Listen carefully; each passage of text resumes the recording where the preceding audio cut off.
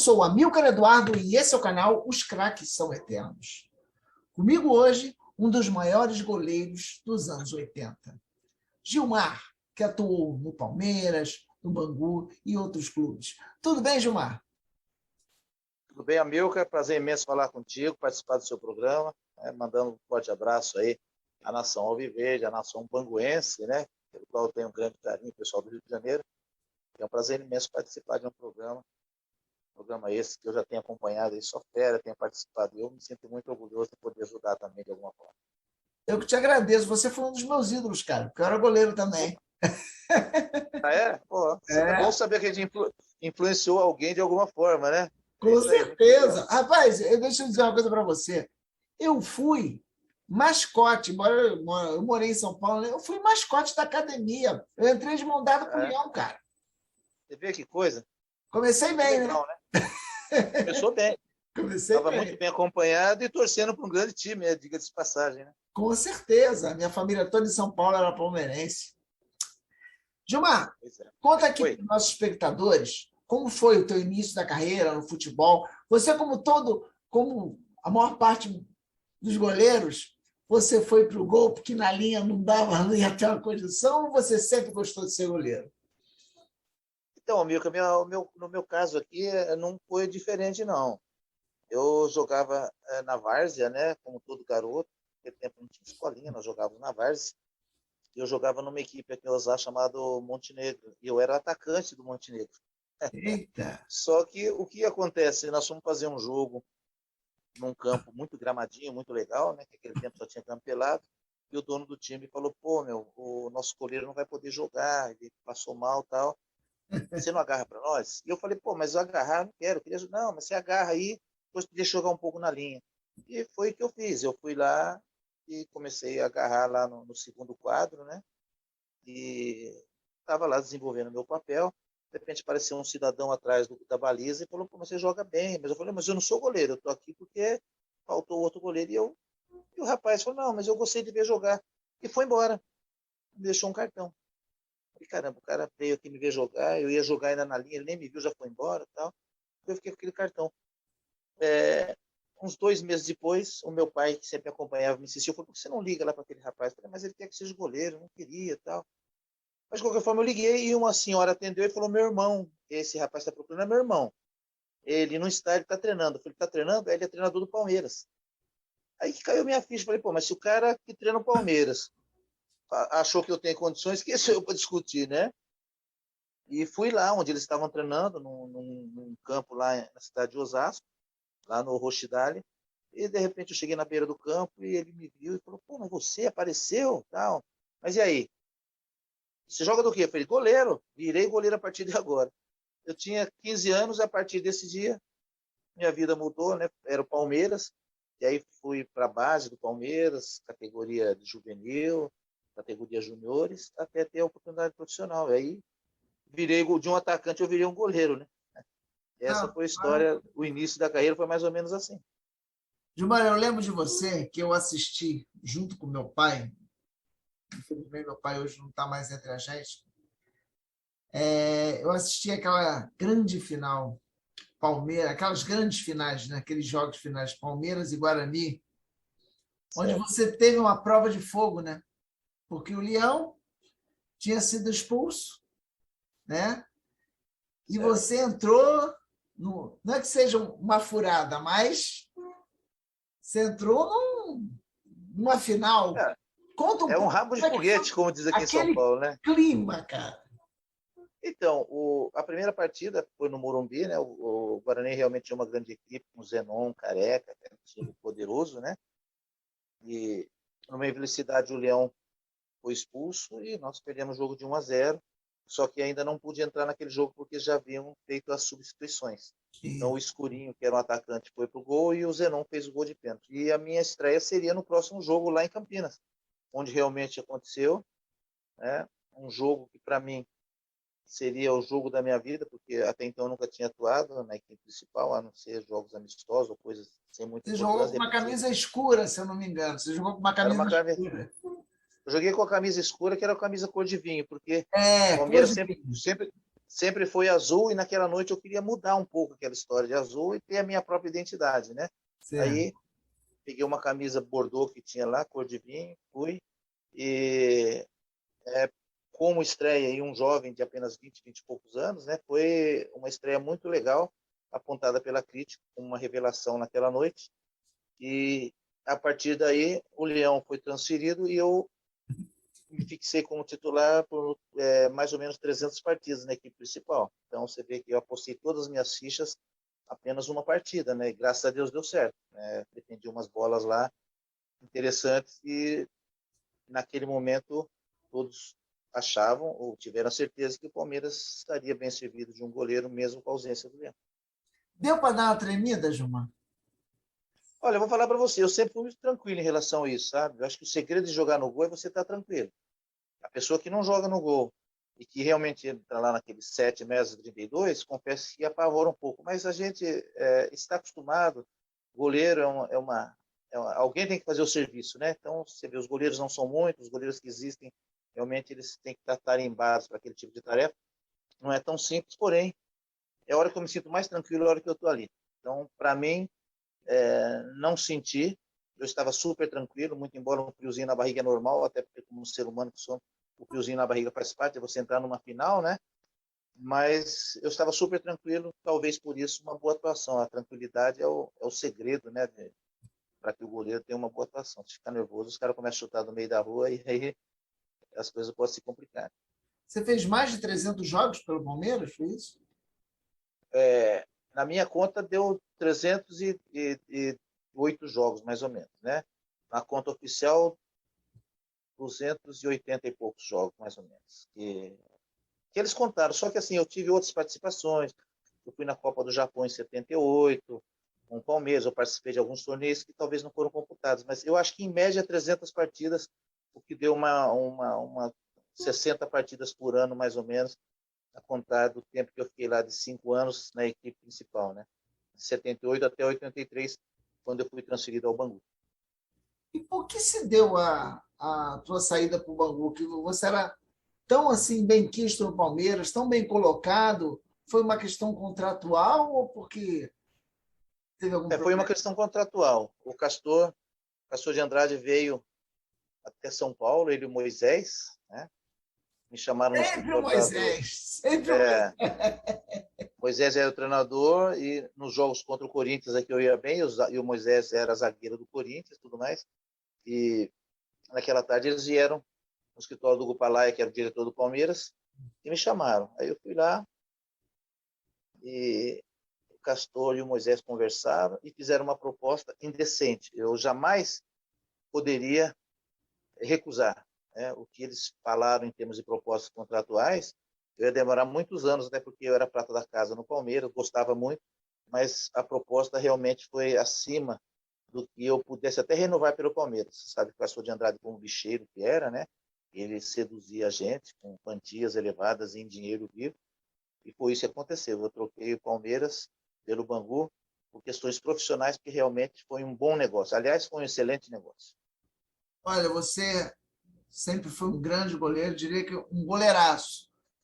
Mas, Obrigado. tal como o Pires, eu falei para ele outro dia, xinguei você muito, Gilmar. Em Ah, é? 79, em 79 contra o Flamengo aqui, aquela Ah, goleada. sim. Pois é, né? Não dá Aquele, para ser perfeito em tudo, né? Alguém tem que ficar chateado com a gente. aquele foi um jogo inesquecível. Eu vou até falei com o Pires para a gente marcar, a gente tem um quadro, está montando um quadro aqui nesse canal, a Certo, resenha das resenhas. A gente fazer uma certo. resenha daquele jogo, você e o Pires, entendeu? Falar, porque realmente foi um grande jogo. O Palmeiras tinha um grande time, comandado Sim. pelo Tele Santana. Não sei como é que aquele time do Palmeiras não chegou a campeão aquele ano. Porque nós na sequência pegamos o Internacional, né? E o Internacional foi mais feliz com a gente, mas a gente tinha tudo para Tinha. seguir em frente, até porque você bater um Flamengo no Maracanã com Zico, né? Andrade, Tita e companhia, não era uma tarefa muito simples, não. Porque o Flamengo era um time poderosíssimo, né?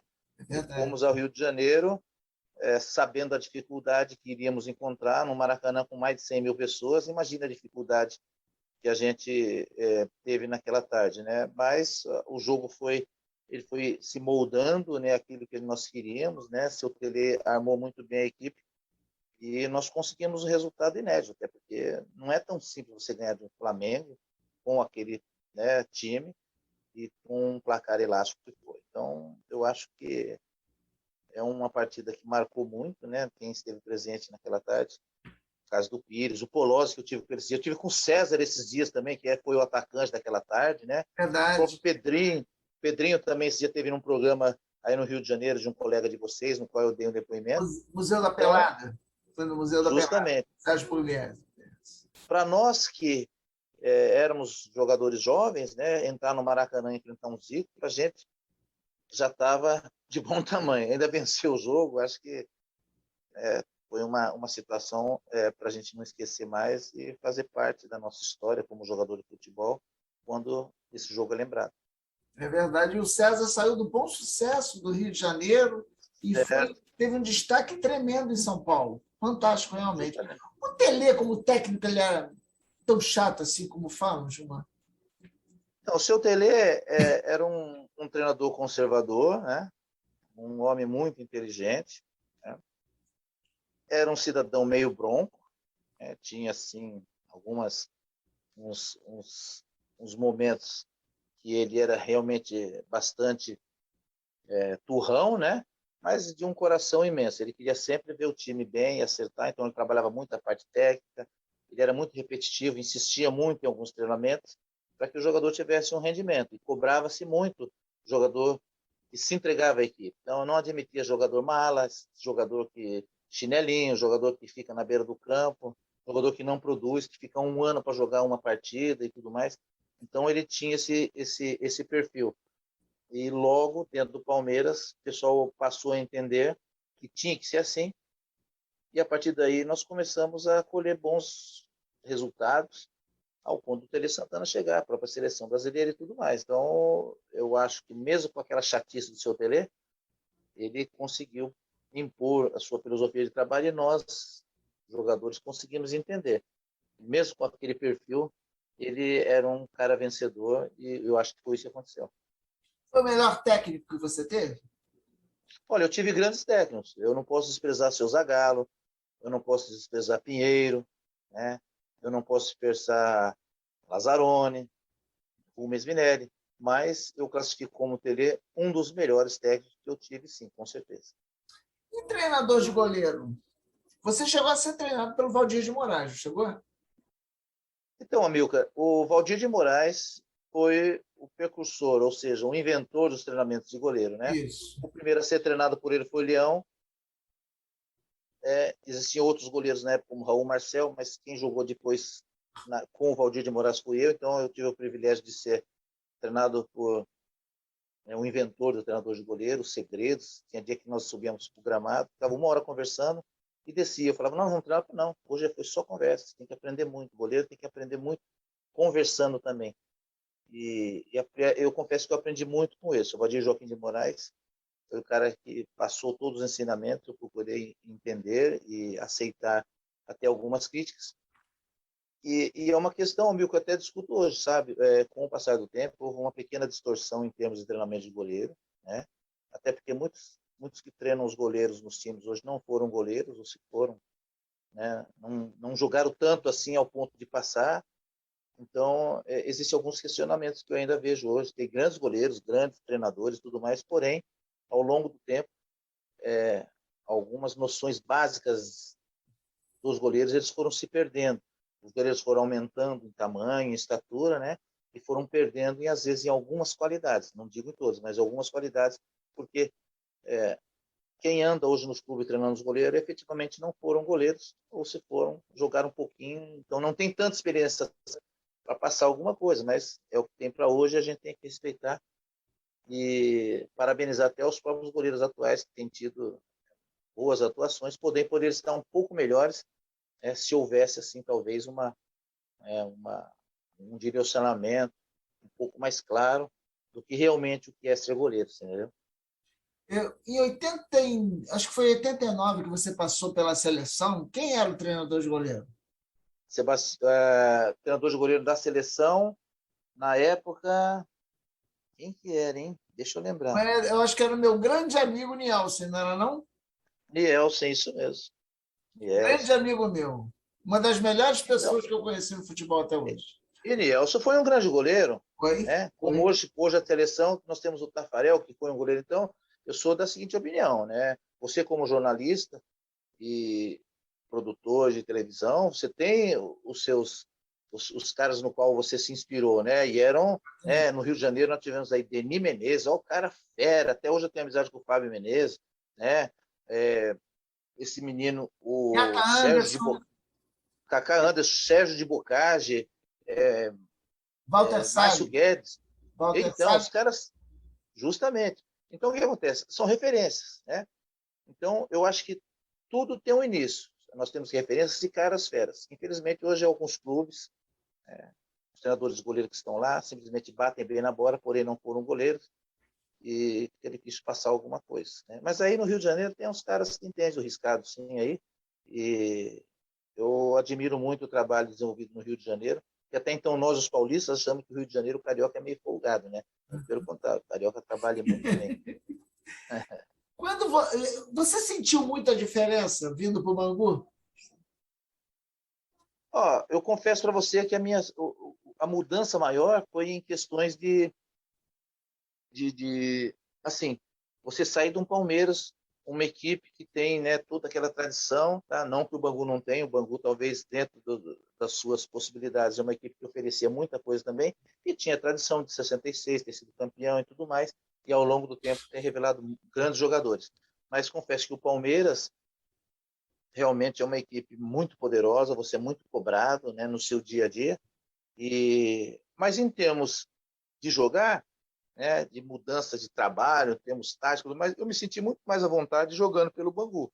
Até porque jogando pelo Bangu, as coisas sempre fluíram aí, né? O Bangu sempre foi uma equipe forte, pelo menos a época que nós estávamos aí, isso para mim foi de suma importância, uma vez que você está representando uma equipe, não considerada uma equipe grande, porém você estava sempre entre as melhores, né? Inclusive ganhando uma Taça Rio invicto, que é difícil você ganhar uma Taça Rio invicta no Rio de Janeiro com as grandes equipes que tem. Então, eu me senti muita vontade, sim, para o Bangu. Agora, Gilmar, em se tratando de Bangu, é impossível não se falar em Moisés e em Castor. Sem dúvida. Tem história? Ah, tem, viu? O Moisés era uma figura ímpar e todas as tardes na Toca do Castor nós nos reunimos para jogar cacheta, né? Nas vésperas dos jogos. Os jogos eram aos domingos e no sábado nós já nos reuníamos na Toca do Castor, que era uma casa que tinha um quintal enorme, uma área assim, na frente de uma piscina e o portão lá, cerca de uns 20 metros à frente. E todas as tardes, no qual a gente estava concentrado, o Castor vinha lá fazer a visita com os seus seguranças. Então, uma bela tarde, o doutor Castor chegou com seus dois seguranças, né? Um deles era o Mildinho, que andava com a sua pasta executiva, e Moisés, e quando o Castor entrou, Moisés já para o jogo, o doutor chegou, aí ficamos sentados na mesa, aquela mesa de jogo de cacheta, e o Castor, ao se aproximar, Moisés falou: doutor, muito feliz com a sua visita aqui, o senhor é o cara, né, doutor? É, Moisés, é isso aí. Doutor, será que o senhor podia fazer aquele favor? Descolar aquele din-din aí, aquele dinheirinho para a gente fazer a cacheta aqui? Aí o Castor falou: ô, Moisés, claro, pô, com muito prazer. Ô, Mildinho, chega aí, traz minha pasta executiva aí.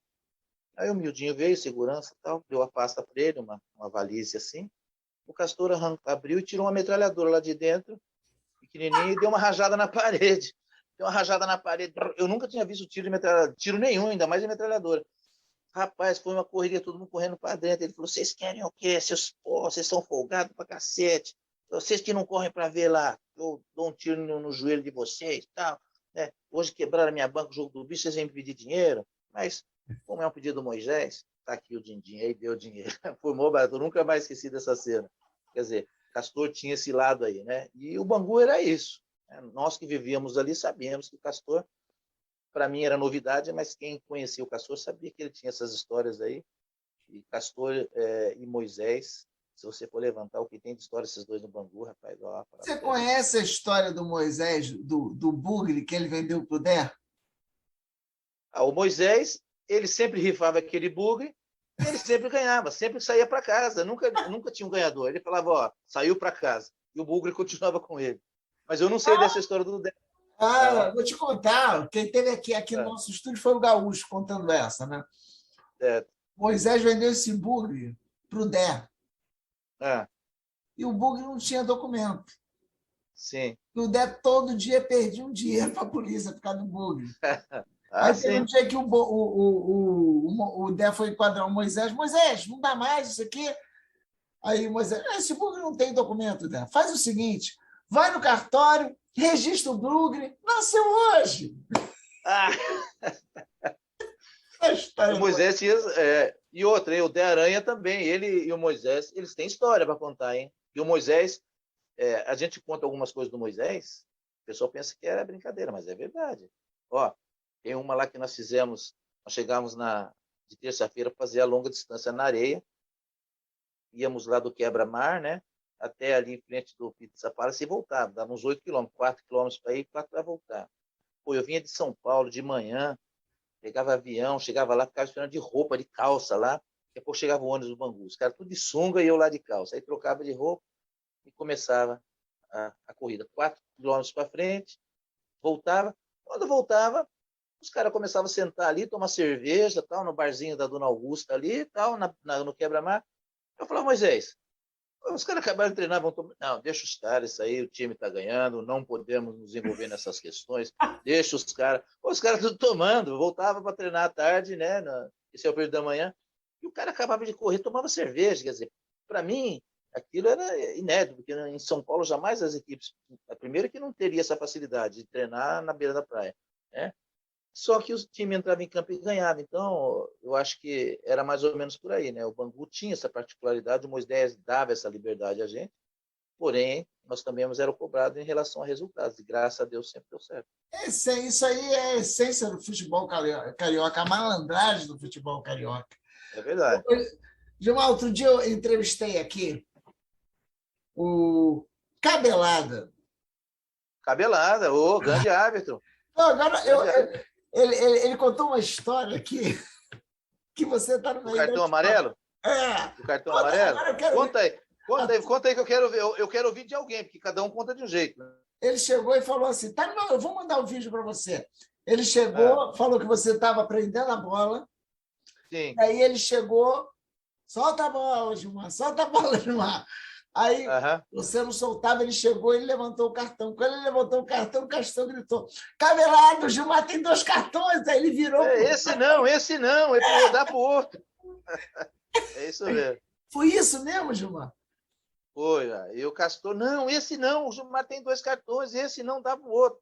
Eu sei que teve que arranjar uma forma de desviar na hora lá, porque Castor exercia muito poder sobre os caras. Não que ele corrompesse as pessoas, mas ele tinha o respeito dele lá, né, devido à sua figura, né? E esse fato foi engraçado, até porque teve um jogo do Cabelada, eu nunca tinha visto no futebol, eu nunca vi, mas aconteceu com o Cabelada. A gente jogando contra o Botafogo, Ado vai no fundo, cruza, Marinha entra chapando, 1-0 para nós, o Bandeirinha corre para o meio campo, né? E foram até o meio campo para dar saída. O time do Botafogo, e nós estávamos jogando contra, muito experiente, o Leís era o zagueiro. Leís que veio do Juventus, né? Veio do Juventus, que depois veio jogar comigo lá no Nacional da Madeira.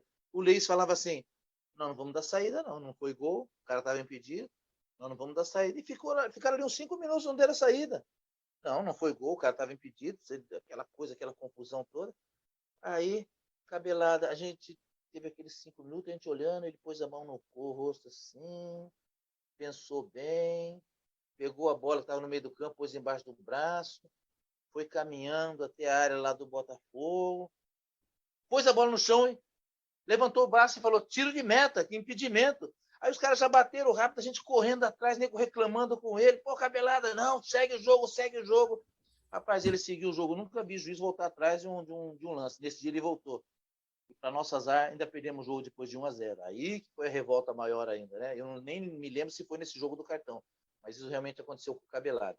Na hora ali, ele pensou bem e resolveu anular o gol. Porque... Esse jogo do cartão foi com Goitacás. Foi com Goitacás. Rapaz, como ele falou, ele jogava, atuava a favor do sistema, né? Sim.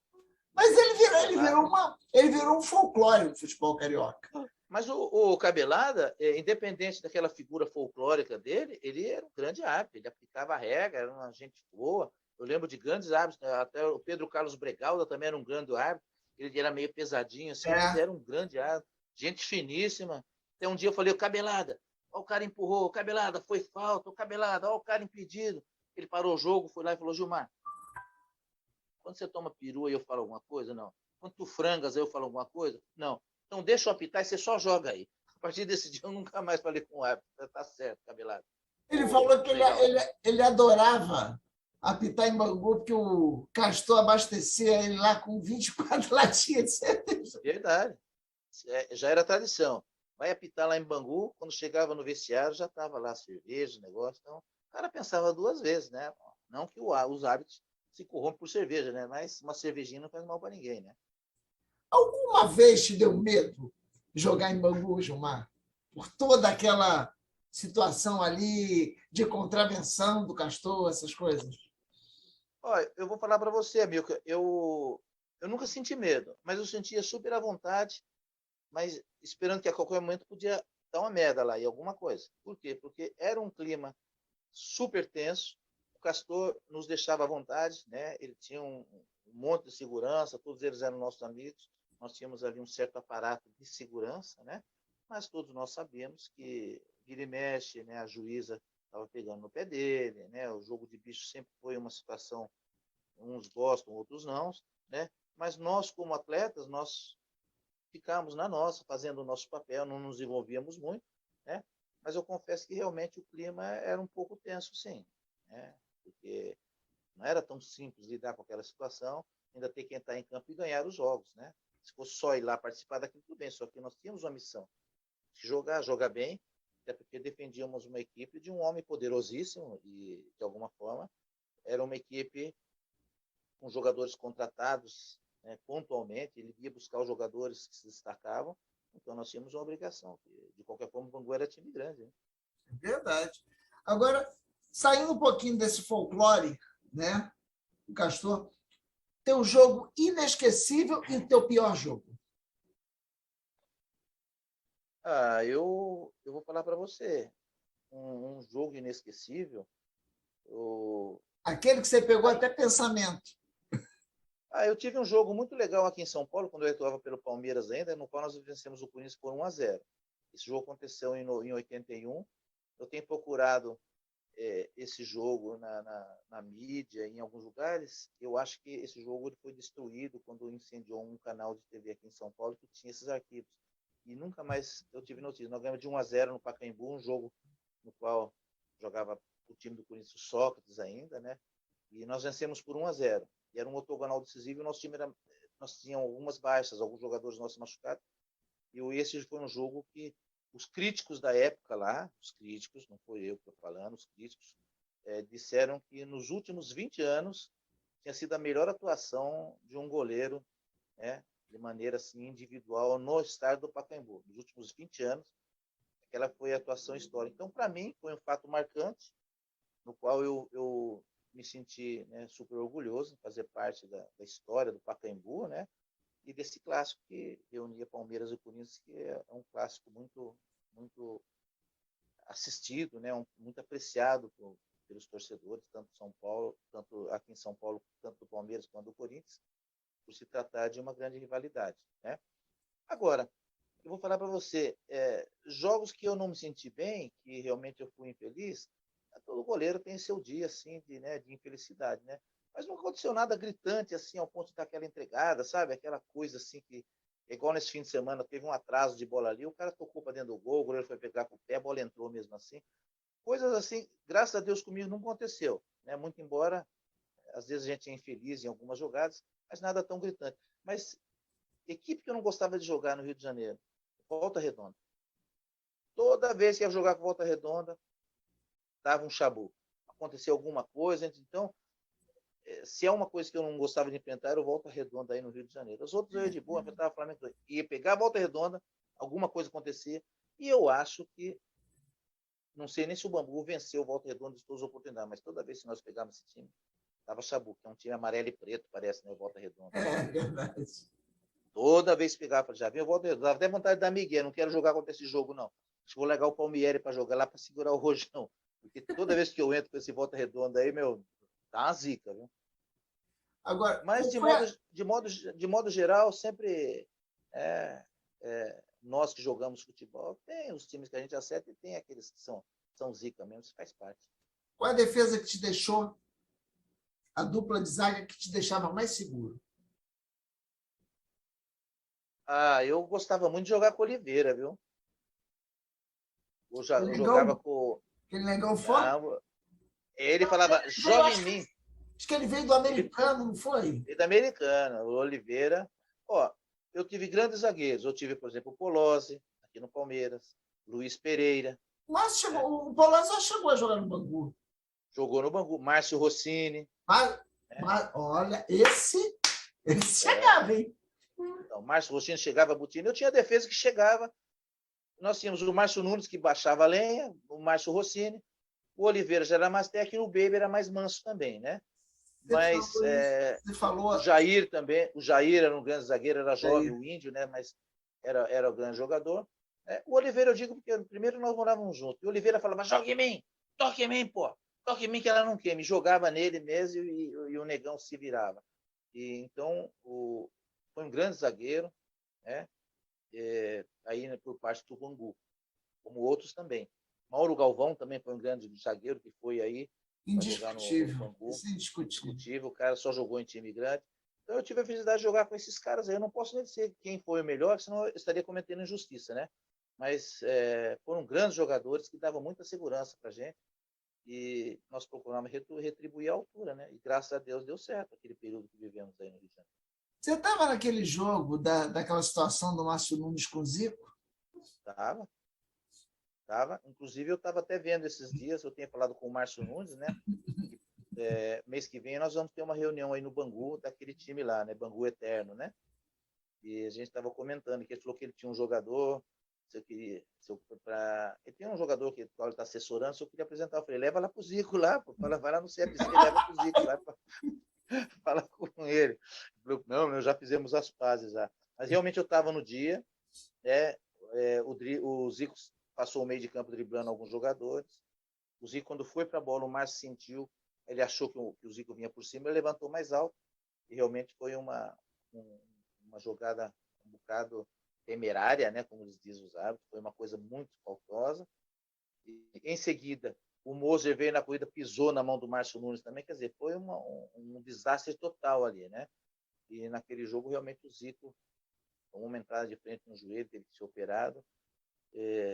Confesso que são atitudes que deixam o futebol muito feio. A gente não concorda com isso, porém, o futebol é assim, ele é feito dessas histórias e quem sou eu para julgar as pessoas? Né? A carreira do Márcio acabou aquele dia. A partir daí ficou visado, né? E mesmo ele se retratando, ele passou a ser lembrado como o jogador que deu aquela chegada no Zico, né? Mas era meu amigo, era grande pessoa, eu tinha que o defender, muito embora não fosse conivente com atitude faltosa como aquela, né? Mas, de qualquer forma, era meu colega e a gente sempre perdoa os amigos para que não venha acontecer mais isso novamente. Qual foi o maior goleiro que você viu jogar? Rapaz, o maior goleiro que eu vi jogar, eu vi gente jogar, sabe? Olha que eu vou falar para você. Na minha modesta opinião, o maior goleiro que eu vi jogar na vida, o Baldo Matildo Fijol. Então, aí você tirou essas palavras da minha boca. Por quê? Quando nós começamos a jogar futebol, existem pessoas que nós vamos tendo referência. No começo era o Félix, porque ele era magrinho, era magro também, ele não era muito alto, eu também e tal. Beleza. Aí, com o passar do tempo, eu conheci o Fijol e comecei a observá-lo. Então, eu tinha mais ou menos as mesmas características e tal, né? E realmente ele foi um grande inspirador, porque eu sempre gostei de goleiro assim, né? Diferente, rápido, que tem algumas características. Hoje os goleiros estão muito padronizados, né? São todos grandes, são todos lentos, todos fazem a mesma coisa, É. todos ajoelham dentro do gol lá, até Tem que uma hora jogar que o com o cara pé, chutar. tem que jogar com o pé, tem que saber jogar Tem com que o jogar pé. com o pé. Então, são várias situações. E a gente vem de uma escola que, assim, você agarrava, saía da área, você tinha que agarrar, era sua. Hoje os caras dão soco, ninguém agarra mais bola, então não tem esse fundamento de agarrar, levantar o joelho e tudo mais. Então, é assim. E o Fidjol era o cara que era diferenciado já naquele tempo. Então, realmente o Fidjol, concordo com você, na minha opinião, foi um dos maiores que eu vi jogar, e eu vi muitos caras jogar, mas o Fidjol era o cara que eu tinha uma certa identidade, uma identificação com ele, né? Fiz um jogo contra ele lá na Argentina, Master, fiz na Argentina, contra a Argentina lá na Áustria, fomos à final, e ele me arregalou um par de guantes, me deu a luva de goleiro dele, então eu me senti realizado, até porque naquele dia eu tive meu dia de tiete, né? Fui dar uma tietada no Fidjol. E realmente concordo com você, Fidjol foi um grande goleiro. Não que não houvesse outro, mas ele realmente foi um grande goleiro, merece todo o nosso respeito. E eu tinha até algumas características, né? Algumas roupas que ele usava, era mais ou menos igual a minha, calção mais escuro, meia branca. Então nós tínhamos assim todo um... existia um ritual do goleiro, né? Para agarrar, não Toda era a só ir lá agarrar. indumentária, né? Existe todo um processo. Ser goleiro é um processo, não é entra lá e agarrar, não. E poucas pessoas percebem isso, que o goleiro é uma figura ímpar, é um como é que a gente fala? Que é um cargo de respeito e alguém tem que fazer o serviço É verdade. e não é tão simples assim. É cargo de confiança, aliás. Então, é por aí. Fidjol, realmente concordo com você, grande goleiro. Gilmar, para a gente poder fechar, queria que você traçasse um paralelo entre o goleiro da sua época e o goleiro de hoje, e também abordando o material, né? Que hoje o goleiro de hoje veste uma luva que parece uma seda e ela trava mais a bola do que a bola daquele tempo. Aquela luva daquele tempo era aquele couro todo furadinho. Sim, Quando sim. chovia, A ela ficava borracha pesada na mão. ficava mais liso ainda. Então, Amilcar, é assim, para começar, a indumentária é outra, né? A roupa é mais leve, a roupa molha, não pesa, a chuteira não encharca, a bola não fica lisa, a luva é melhor, enfim, tá? Os goleiros hoje aumentaram a estatura, é tudo 1,90 m para cima, beleza, né? Só que você for ver uma coisa, a baliza continua do mesmo tamanho. Então, como que um cara de 1,80 m, ele fazia o mesmo papel que o cara de 2 metros hoje faz? Na realidade, então, a baliza tinha que aumentar 10 centímetros. Se os caras aumentaram 10 centímetros, teria que aumentar 10 centímetros. E outra, se não aumentasse os 10 centímetros, os caras maiores não podem tomar gols, porque eles são maiores que os caras normais. Eu, Paulo Vitor, Paulo Sérgio, é tudo goleiro de 1,80 m. Leão. Então, como que a gente não tomava gol e os caras hoje com 2 metros tomam se o gol é o mesmo tamanho? Por que isso? Porque os ensinamentos com essa melhora toda, né, que hoje tem na roupa, nas luvas e tudo mais, os goleiros passaram a ter um pouco de medo, coisa que nós tínhamos. Então, nós vencíamos mais na coragem, nós éramos mais arrojados, nós saía do gol quando tinha que sair, mesmo que fosse para perder. Então, hoje o cara, ele não sai do gol, ele toma um gol de cabeça e ninguém fala que ele deveria ter saído. Põe a culpa na defesa, né? Então, é assim, com o passar dos anos, os treinamentos de goleiro também foram mudando. Hoje em dia, muitas pessoas que treinam goleiro não foram goleiros, estão nos clubes aí, porque batem bem na bola. E então é isso, o paralelo que eu faço assim, os goleiros aumentaram de tamanho, porém perderam um pouco em coragem e eficiência, que talvez a gente com um pouco menos de estatura, a gente se virava um pouco mais, tinha um pouco mais de coragem. Nós vimos grandes goleiros como Paulo Vitor, Tafarel, Emerson Leão, goleiros assim, e hoje nós temos aí na América do Sul o Ospina, o Show, são goleiros, não são altos, porém que vão lá e resolvem, né? Não que os grandes não resolvem, só que eu digo assim, o futebol ficou exigente em relação ao biotipo, esqueceu que a técnica também, às vezes, ela é importante e decide jogos. Olha, outro dia eu fui no Retiro dos Artistas, eu entrevistei o Manga. Certo. Rapaz, os dedos dele todos tortos Todo assim. é. Aquilo foi um amor ao gol, rapaz. Aquilo foi um amor ao gol.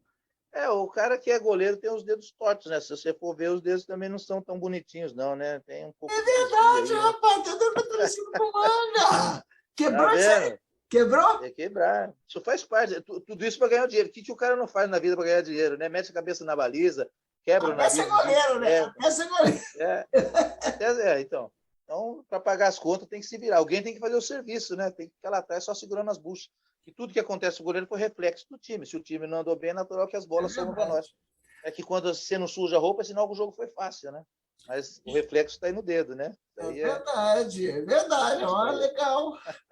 E essa palhaçada agora de que o goleiro tem que sair e saber jogando com os pés? Ó, primeira coisa que eu acho, o goleiro tem que agarrar. Ponto. Verdade. Goleiro, se não agarrar, não é goleiro. Primeiro fundamento é com as mãos. Tá? O saber jogar com os pés é que, como a regra mudou, que não pode mais agarrar a bola com a mão, os goleiros que têm um pouco de habilidade vão se dar bem. Eu, no caso, como era atacante, nunca tive problema. Para mim, podia atrasar, não acontece. Só que tem alguns goleiros que, quando atrasa, parece que vai acabar o mundo, parece que vai dar um treco no cara, parece que, é aquela coisa que o cara parece que vai morrer se atrasar a bola para o gol. Então, nós que fomos por gol por uma necessidade ou por circunstância do próprio destino, né? Quando atrasava não tinha problema não. Tem lance aqui em São Paulo que eu fui até quase no meio do campo lá driblando e não, já faz isso há 30 anos atrás, né?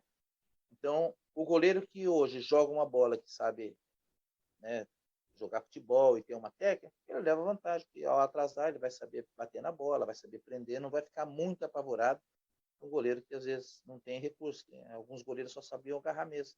Mas a gente vem de um tempo de moleque e se jogava na linha, jogava no gol, na zaga, você joga qualquer posição. E quando entramos para o futebol, fomos nos adaptando.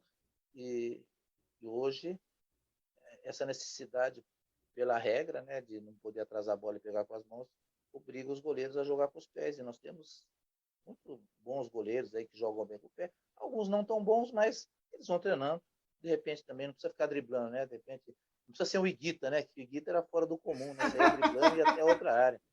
O Por Fidiol também, sinal, o Fidiol também saía driblando também. também. Então, esses caras são os diferenciados, né? Agora, hoje, os goleiros estão mais comuns, o pessoal agarra, né? Tá tudo, não tem nada assim, né? Não tem um lançamento, o goleiro só pega, entrega com a mão assim no pé. Eu nem vejo muito arremesso com a mão, né? Tinha mania de arremessar com a mão, ou fazer um lançamento com o pé. Hoje o goleiro pega a bola e dá a bola para o cara que sai jogando, e às vezes o cara está atrás dele. Eu acho incrível um goleiro entregar uma bola para um zagueiro que está atrás da linha dele. Quer dizer, mas é o futebol atual, a gente tem que aplaudir. E seria bom jogar na alta atual, né? Se ganhasse muito dinheiro, pelo menos mais rápido, né? Com certeza. Aí sim, Gilmar, seria um bom negócio. eu Oi. quero te agradecer, tá, aí pela tua atenção aqui para o nosso canal. Adorei a É isso. resenha com você. Tá? Pode A sempre gente, precisar, pode dar um toque aí, que a gente está sempre à disposição. Estamos aqui em São Paulo, né? Nós temos aqui em São Paulo um instituto que chama Instituto Agarrando a Chance, e a gente cuida aqui mais de 150 crianças e famílias, fazendo um trabalho social. pô, E eu legal. continuo jogando minha bola ainda. Fui participar da Copa África, como você está vendo aqui no Ceará esses dias. Minha categoria foi campeão, né? 3 jogos, 3 vitórias. Categoria Safira, 65 mais. É mole ou quero? Eu até tentei gravar com o Polosa 2 semanas atrás, ele está jogando lá também Tava. com Ele você. estava lá com a gente. Só que ele jogou para outro time. No meu time jogou eu e a Taliba, que era do Corinthians, centroavante. Aliás, Aí a ele Taliba, participava. eu falei com a Taliba na semana passada. Ele não É, me deu retorno. A Taliba trabalhou com meu cunhado. é. Aí Mas ele gente falou, boa, viu? Se fizer gente, com ele, tem história, viu? Ele tem história do Corinthians. Ele é engraçado. Se fizer uma matéria com ele, você vai gostar, o pessoal vai gostar muito. E ele a ainda Taliba, gagueja além de ser. muito. Não, mas é engraçado. Ele gagueja quando ele quer. Ele fez uma chamada de um jogo esses dias. Falou, ó, aqui o Ataliba e tal. Eu falei, caramba, ele tá de sacanagem. Ele só gagueja quando ele quer. Mas gente finíssima, coração enorme, eu atacando o meu time, fomos campeões lá, né? Muito embora ele corintiano e eu palmeirense, mas quando a gente joga no mesmo dia, nós jogamos pelo Banespa, aqui em São Paulo. E nessa Copa AF aí você encontra lá grandes jogadores. Encontrei o Eloy lá. Eloy, Eloy, eu falei com o Eloy, Eloy na semana passada para marcar uma Eloy entrevista. estava lá, jogador. Nós encontramos lá outros jogadores, encontramos lá o Polozzi, encontramos lá Giancarlo, e estava assim, Luiz Miller, Ronaldo Angelim estava lá também, jogando por um time. Então, é uma Copa que reúne algumas pessoas, jogadores, ex-jogadores, né? fazem parte do grupo, com jogadores com idade já avançada, e é um evento super legal, porque você fica num resort, você resgata um pouco aquele negócio de concentração. É legal pra caramba, viu, Almir? Eu gostei bastante. É a segunda edição que eu vou pelo Banespa, e mais legal que isso é ficar uma semana lá no hotel, tomando uma cervejinha. Agora não cobra mais, né? Ninguém fica cobrando se você toma ou não. É Já não verdade. cobrava em Bangu, ainda mais agora, depois de ver, você acha que os caras vão cobrar agora? Que tá legal. Só que agora, Gilmar, não dá para ir lá no ângulo, só dá para fazer aquele golpe de vista. Agora só fica, não deixa chutar, não deixa cabecear, mas então não precisa de goleiro, se não deixa fazer nada, para que goleiro? É verdade, é verdade. Gilmar, muito obrigado. Valeu mesmo. Cara, adorei a resenha, tá? Valeu, amigo. E, pô, conta com a gente, avisar aqui do nosso canal. Tá bom. Fica à vontade, está à disposição. Vamos marcar uma... Eu vou falar com você em off aí para a gente marcar a resenha com o Pires. Pode falar. Estamos Tá sempre bom, meu juntos. querido? E outra coisa, queria aproveitar a oportunidade, agradecer o pessoal do Rio de Janeiro, mandar um abraço, um beijo a todo mundo. O pessoal do Rio de Janeiro que sempre me acolheu muito bem, aos banguenses de coração, né? E as pessoas do qual eu conheci no Rio de Janeiro.